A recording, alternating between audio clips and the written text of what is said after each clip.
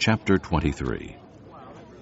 Then Jesus said to the crowds and to his disciples, The teachers of the law and the Pharisees sit in Moses' seat. So you must obey them and do everything they tell you.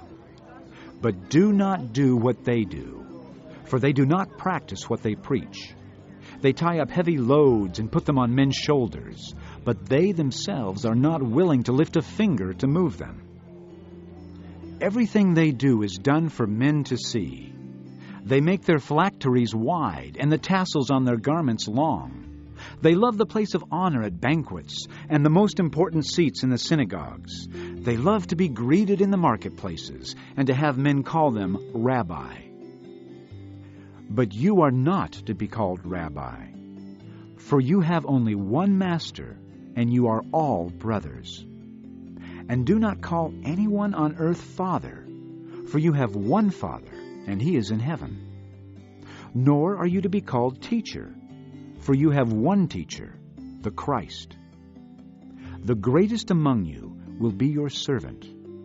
For whoever exalts himself will be humbled, and whoever humbles himself will be exalted. Woe to you, teachers of the law and Pharisees, you hypocrites! You shut the kingdom of heaven in men's faces. You yourselves do not enter, nor will you let those enter who are trying to. Woe to you, teachers of the law and Pharisees, you hypocrites! You travel over land and sea to win a single convert, and when he becomes one, you make him twice as much a son of hell as you are. Woe to you, blind guides! You say, if anyone swears by the temple, it means nothing.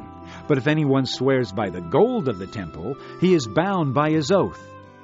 You blind fools! Which is greater, the gold or the temple that makes the gold sacred? You also say, if anyone swears by the altar, it means nothing. But if anyone swears by the gift on it, he is bound by his oath. You blind men! Which is greater, the gift or the altar that makes the gift sacred? Therefore, he who swears by the altar swears by it and by everything on it. And he who swears by the temple swears by it and by the one who dwells in it. And he who swears by heaven swears by God's throne and by the one who sits on it. Woe to you, teachers of the law and Pharisees, you hypocrites!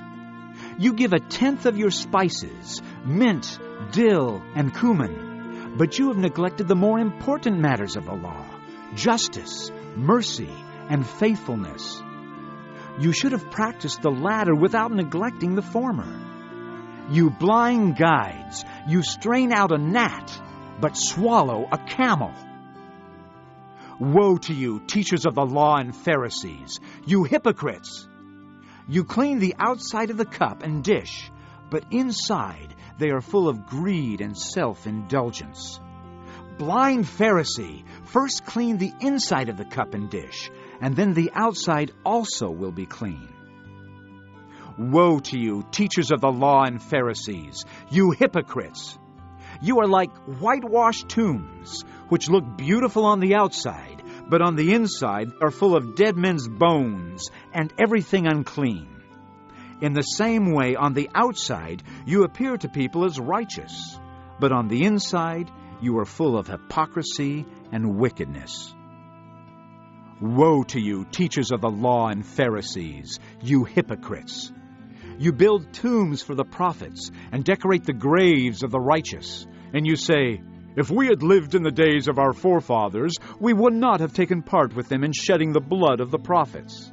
So you testify against yourselves that you are the descendants of those who murdered the prophets. Fill up, then, the measure of the sin of your forefathers. You snakes! You brood of vipers! How will you escape being condemned to hell? Therefore, I am sending you prophets and wise men and teachers. Some of them you will kill and crucify. Others you will flog in your synagogues and pursue from town to town. And so upon you will come all the righteous blood that has been shed on earth, from the blood of righteous Abel to the blood of Zechariah, son of Berechiah, whom you murdered between the temple and the altar. I tell you the truth, all this will come upon this generation. O Jerusalem, Jerusalem, you who kill the prophets and stone those sent to you, how often I have longed to gather your children together, as a hen gathers her chicks under her wings, but you were not willing. Look, your house is left to you desolate.